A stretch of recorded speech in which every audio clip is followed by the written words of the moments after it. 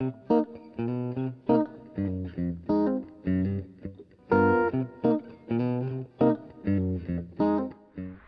Colombia, muchos de los niños que tienen problemas nutricionales están relacionados con enfermedades diarreicas o con enfermedades respiratorias agudas. Y eso está relacionado directamente con el manejo higiénico que tenemos en el hogar, no solo con los alimentos, sino con nuestro mismo cuerpo y con el ambiente en donde estamos viviendo. Para evitar esos procesos es muy importante tener un muy buen manejo en el lavado de manos. A raíz del COVID y de toda la pandemia que hemos vivido, hemos aprendido a lavarnos las manos, hacerlo durante 20 segundos por lo menos, restregando todas las partes de nuestra mano. Es importante continuar con ese proceso independientemente que haya o no pandemia, porque con eso vamos a garantizar que los alimentos que vamos a tomar para preparar la comida de la casa no estén contaminados. ¿Cuándo debemos lavarnos las manos?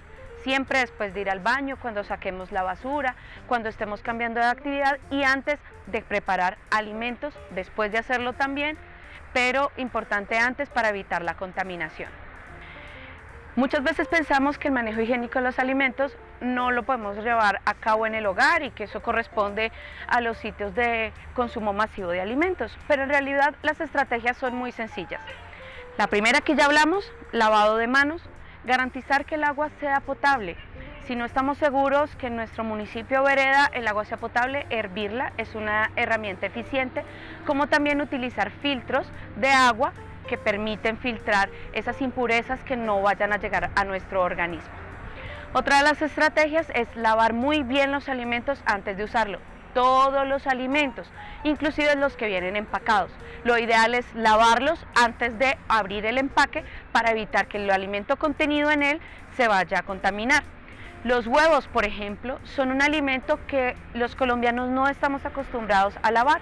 Siempre debemos lavar cuidadosamente la cáscara porque el huevo tiene muchas veces residuos de los excrementos de las gallinas y lo estamos consumiendo al romper el huevo y pueden caer pequeños trozos en la preparación y contaminar ese huevito delicioso que nos estamos comiendo.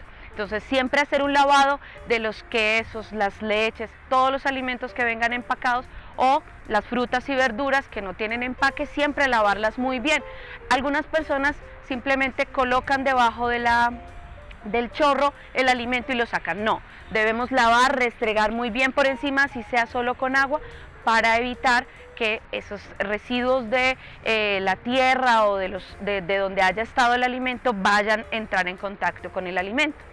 La desinfección es otro proceso que también es importante manejar. Lo podemos hacer con vinagre directamente sobre el alimento, que no es tóxico y que nos permite garantizar una disminución de la carga microbiana, pero lo más aconsejable es utilizar el cloro, utilizar una tapita en 2 litros de agua y con esa solución desinfectar los alimentos, volverlos a enjuagar y ahí sí podemos garantizar que haya una desinfección completa del alimento que he desinfectado para mi consumo personal. Muchos de los alimentos que consumimos vienen empacados. Importante tener en cuenta que no deben tener abolladuras, rotos o condiciones que nos hagan pensar que el alimento está en condiciones de deterioro.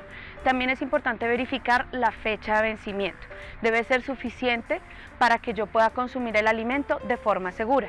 Cuando la fecha de vencimiento es hoy, el alimento ya no debe consumirse y debe desecharse completamente. ¿Cómo reconocer una intoxicación o infección alimentaria? En general ocurre entre las siguientes 2 a 12 horas del consumo de los alimentos.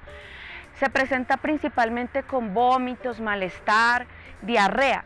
Es recomendable asistir al centro médico que nos dé las pautas necesarias a seguir en el manejo de la diarrea o del vómito y que reforcemos nuevamente esas prácticas higiénicas en el hogar para que evitemos estas infecciones alimentarias.